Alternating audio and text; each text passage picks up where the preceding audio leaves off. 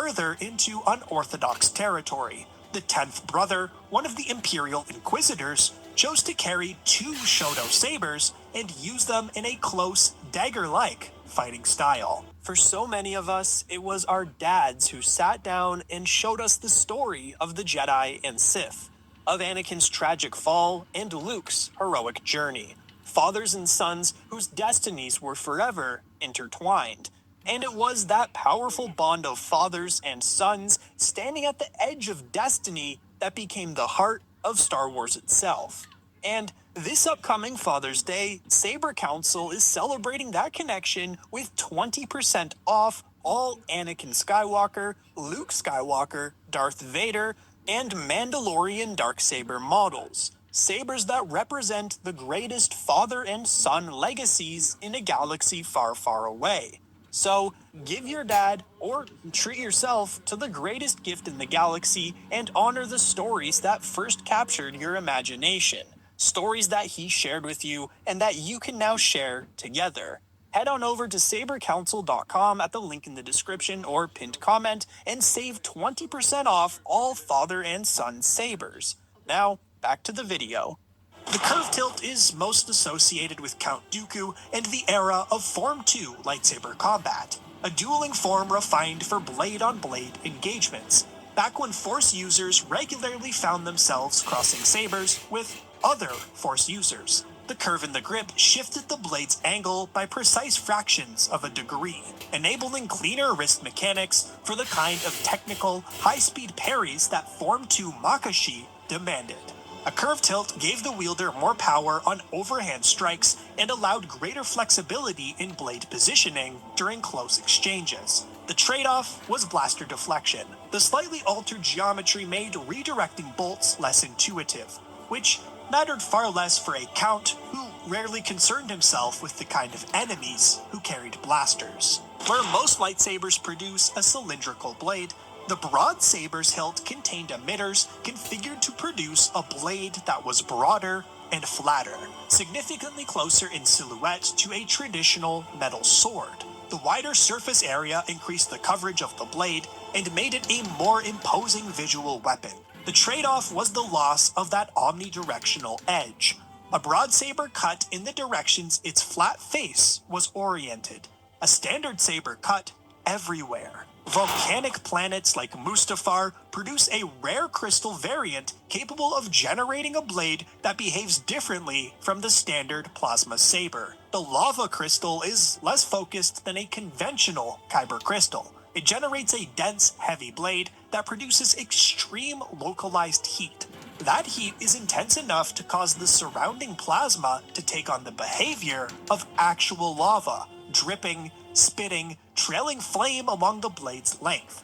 Practically speaking, this made the lava crystal lightsaber unpredictable and difficult to block cleanly. The flicker phase lightsaber was a standard saber modified to ignite and distinguish its blade at random intervals. The practical purpose was anti-blocking. An opponent relying on their own blade to parry suddenly found themselves striking at a weapon that might not be there, or being struck by one that suddenly was. Both the Jedi and Sith considered flicker phase blades deeply dishonorable.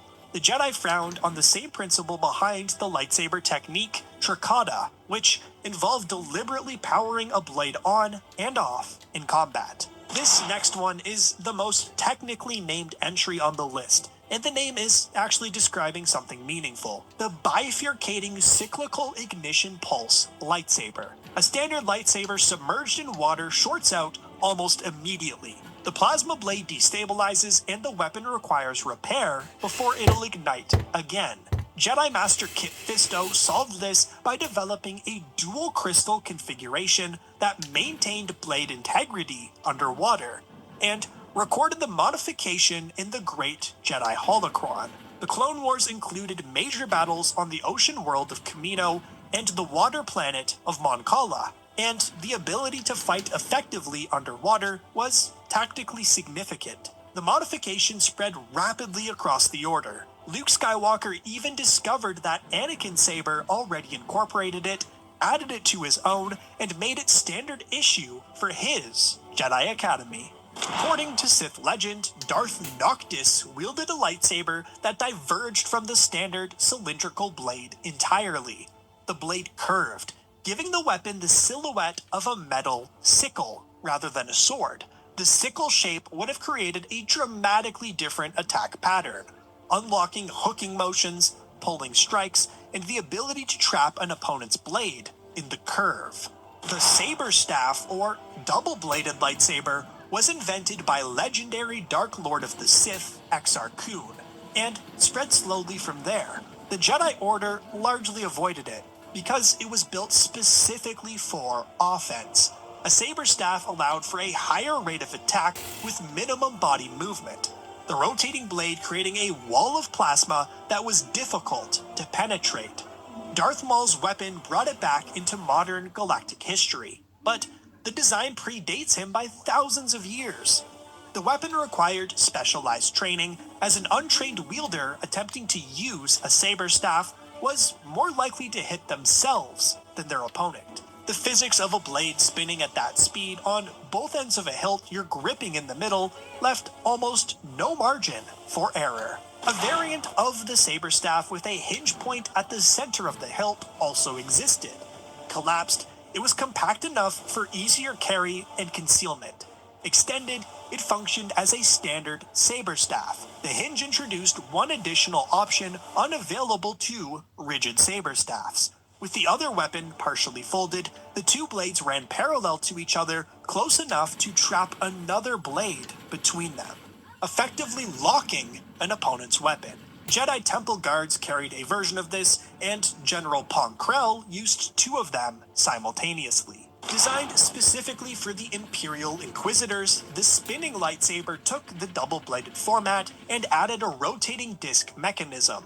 When both sides were active, the entire emitter ring could spin, turning the weapon into something resembling a circular saw. This was meant to intimidate opponents and compensate for an Inquisitor's lower level of skill. A sufficiently skilled opponent could cut through the spinning ring disc from the inside or outside, causing the weapon to fly apart catastrophically.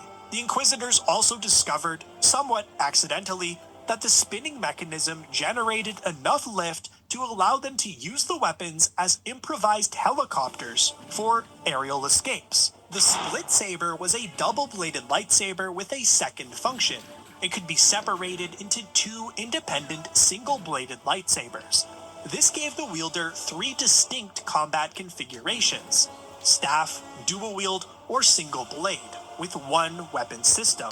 The tactical flexibility this provided to duelists like Asajj Ventress, the Third Sister, and Cal Kestis was significant, and the ability to shift mid-fight between a wide coverage staff stance and a tighter dual-wield approach was something most opponents couldn't effectively prepare for. The lightsaber pike had two distinct versions.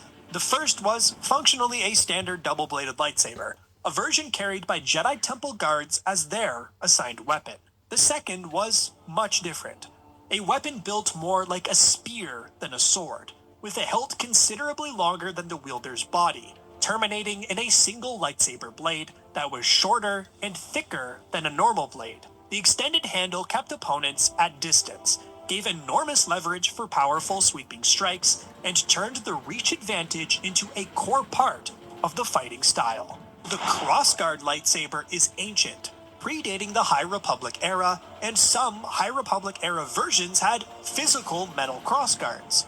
The standard design, however, produced two short secondary energy blades from vents just below the main emitter, directed to the sides through a specialized power modulator with a crystal splitter. Kylo Ren's version of the crossguard saber carried an important distinction from the classical design. His was not built with crossguards in mind from the start. His cracked, unstable kyber crystal produced excess energy that would have burned out the hilt if not vented somewhere. The crossguard blades on his saber existed entirely to bleed off that surplus power. The weapon's visual signature, the flickering, crackling blades, was a direct consequence of the crystal's damage. He hadn't built a crossguard saber so much as he'd built a saber that needed a crossguard to stay intact. Full Drive Supercenter's end of financial year sale is happening right now, giving you up to 70% off Adventure Kings camping and outdoor gear. Shop these insane deals on your favourites like our Adventure Kings fridges and batteries, Rooftop tents, drawers, swags, tents, gazebos and more. So shop our insane up to 70% off end of financial year sale in-store or online at fulldrivesupercentre.com.au and save big.